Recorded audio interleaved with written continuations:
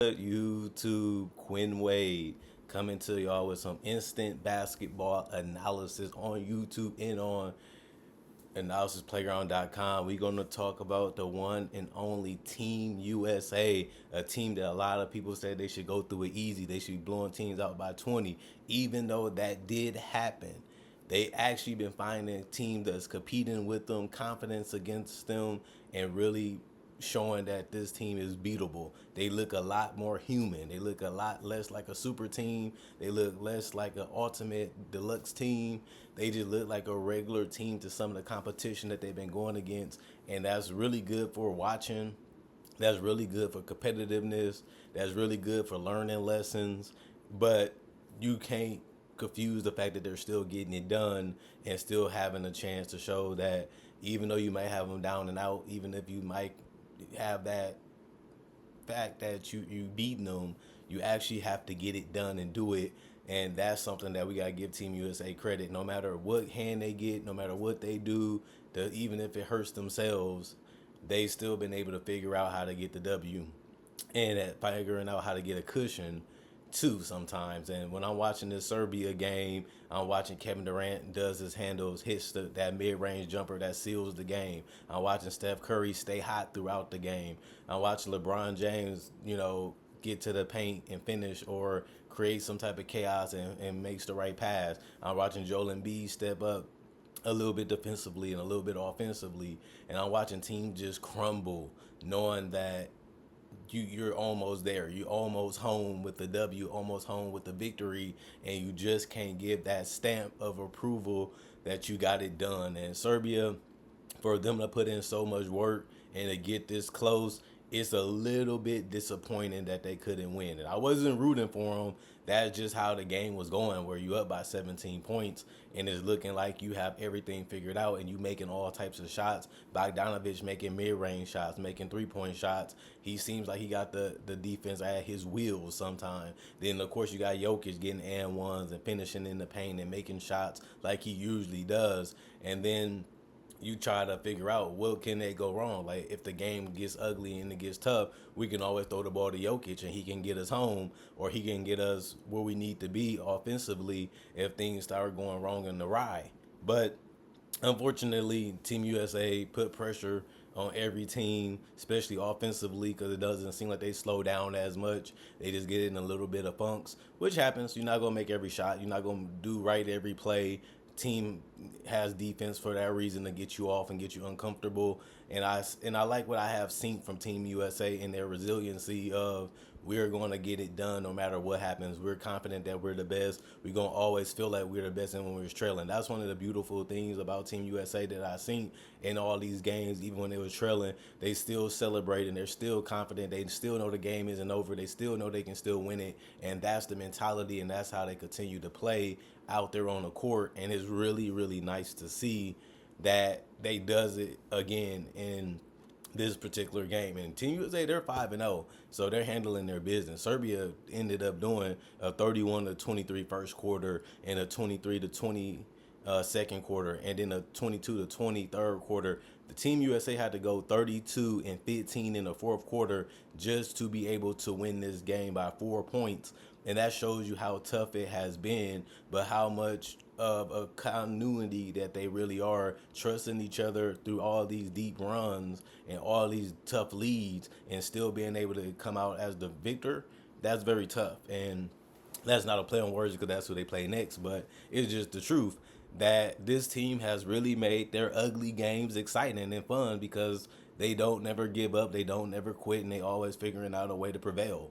And that sounds like a team that's very super, but they actually is living it out in reality. And for them to have that type of fourth quarter that they actually built themselves a chance to lose, and it was looking more and more likely that they might, especially with Jokic on the other end, it's crazy how they was able to get it done ultimately.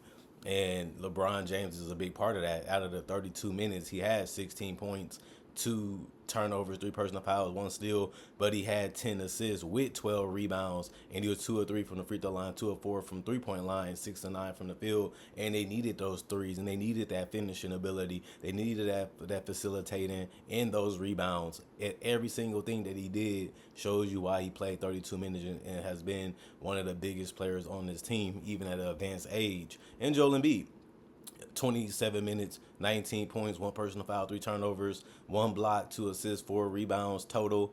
One of them was offensive, 1 on 1 from the free throw line, 2 or 3 from the 3-point line, 8-11 from the field. Devin Booker started 24 minutes, 6 points, 3 personal fouls, 1 assist, 1 or 3 from the free throw line, 1 or 2 from the 3-point line, 2 or 4 from the field. Just decent scoring is all they needed from him. He didn't score a bunch, but that's because LeBron and Joel Embiid and of course Steph Curry was just hot.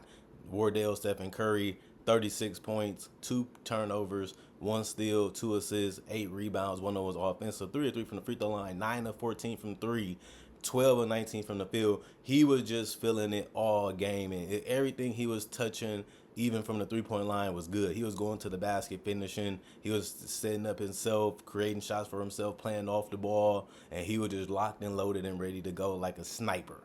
And Drew Holiday, 3 points, 1 turnover, 7 assists, 2 rebounds, 1 or 2 from the 3-point line, 1 or 2 from the field. Kevin Durant came in and he continued to score, 4 of 8 from the field, 1 of 2 from the 3-point line, 3 rebounds, 1 assist, 3 personal fouls. Adebayo, 0 of 2 from the field, 0 of 1 from 3, but he brought his defense, 1 assist and 1 steal, 1 personal foul. And then Anthony Davis, 4 points, 3 personal fouls, 1 assist, 1 steal, 2 offensive rebounds. Out of the 2, he only had 2 in the game. 2 of 4 from the free throw line, 1 of 1 from the field. Anthony Edwards came in and hit a mid-range, 2 points, 2 personal fouls, 2 turnovers, 1 block, 2 rebounds, 0 of 2 from the 3-point line, 1 of 3 from the field. And then Derek White, he had 1 bad foul that led to a 3-point play. Potential 4-point play, but he still had 7 minutes, 0 of 2 from the field, 0 of 2 from 3. 1 steal, 1 personal foul, 0 points. This team shot 57% from the field, 35 of 61, 16 of 32 from the 3-point line, 50%, and 9 of 14 from the free throw line, 64%. They got to improve that free throw line percentage to give themselves more space and more of a cushion in these closer games. And they also did have 10 turnovers and 17 personal fouls.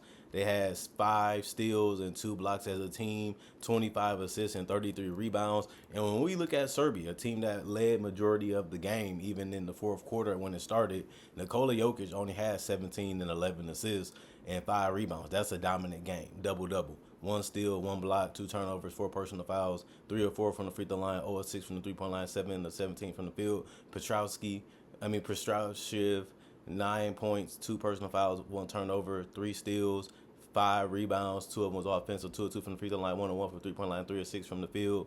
Dobrich, 9 points, 2 personal fouls, 1 rebound, 3 or 5 from the 3-point line, 3 or 6 from the field. You look at Bogdanovic, a guy that was just fearless, just going at everybody that was defending him, creating his own shots off the dribble, playing within the system, hitting threes. He was 3 of 10 from 3, not a crazy amount of threes, but he was 8 of 18 when he mixed it up a little bit, and he was basically high volume scoring. That's a decent percentage, but he was one of the reasons why they lost, couldn't really get it going in the fourth as much as they needed them to. 1 on 1 from the free throw line, 4 rebounds, 3 assists, 20 points. Avramovic, 15 points, 1 personal foul, 3 assists, 4 rebounds, 1 or 2 from the free throw line, 4 or 6 from the 3-point line, 5 or 8 from the field. Continued to help them shoot well from 3, just like the other guys in the starting lineup. Jovic, 0 points, 1 rebound, 1 assist, no points or field goals attempted. Miltonov, 4 points, 1 personal foul, 1 turnover, 1 offensive rebound, 4 of them was offensive, 5 rebounds total, 2 or 2 from the field. Marjanovic, 0 of 1 from the field, 0 of 1 from 3. He had 1 rebound total and it was offensive. And Goodrich, 2 or 3 from the field, 2 or 3 from the 3-point line, 3 or 3 from the free throw line, 3 rebounds, 1 assist, 1 steal, 4 personal fouls, 9 points. And then Micic, 8 points, 1 personal foul, 1 turnover, 3 assists, 2 of 7 from the 3-point line, 3 of 10 from the field. The team shot 46% from the field, 38% from the 3-point line, 33 of 71, and 15 of 39 from three. 10 of 12 from the free throw line. That's 83%. They only had 22 assists, so they trailed in that. They had 34 rebounds, out rebounding them by one. 5 steals was a match. They had less blocks, 2-1, and they had less turnovers, 7. And they also had more personal fouls, which was 20-17.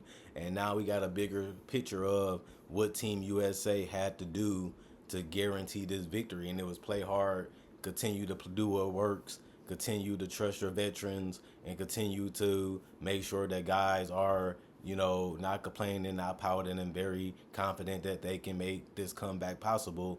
And you put the right guys on the floor that you trust that can get it done. And ultimately, they got it done. It was crazy. It was tough. It was really testing their greatness and pulling them for their greatness and waking them up that we're here dominating you guys the way that we thought that we could. They was talking, they was yapping, they was celebrating, they was feeling themselves, as we say in Wisconsin, and Serbia was right to feel that way until the last 4 minutes where things didn't go their way as much and shots were still being made by Team USA. Then they started to build that slender lead, and they ultimately ended up being able to close it out. But other than that, I loved the game. It was fun. It was exciting. It was what's going to happen next. Can Team USA do it? Can this team finish them off? And ultimately, we got to see a great basketball game that ended up being a classic in the Olympics, a battle, a war that was decided by a couple points at the end of the day. And Kevin Durant just had to simplify the game and hit that patented mid-range jumper over a smaller defender. And he knew he was going to make it. He put himself in position to make it. It's one of his go-to shots. And you can say the same thing about LeBron in transition. You can say the same thing about Steph Curry, known for what? The shot. And he had a lot of shots and a lot of big shots throughout the game, even when they was trailing, to keep them always in that 9 to 10 point range until they could make them a legit run. You always good for at least 1 or 2 runs if you're trying to win the game. And they went at the right time, which was the fourth quarter. They picked the right quarter to get hot, and they picked the right quarter to close it out, and they got it done. So it's fun to see. Other than that, comment, like, subscribe, and share, and hit the notification bell for more analysis. If you're new to the channel, I have over 2,000 plus videos on this channel, so make sure you continue to subscribe and check out my older videos. And even if you're newer, or even if you've been a long time subscriber that missed a couple videos because you've been busy, still check out the ones that you might have missed, because there's a lot of fun content on this channel, and it's a lot of conversations that is must hear. Remember, I got a podcast forum for people that like the podcast, and if you like the breakdowns and the tributes and the 2K videos, I have you covered on those already on the channel. You don't even really have to do much because all of it is already in order. You just pick and choose what you want to watch, and just any support is great, and I really appreciate it. Other than that, continue to hit that notification bell and continue to subscribe and continue to watch. Quinn Wade with that basketball analysis. I'm gone.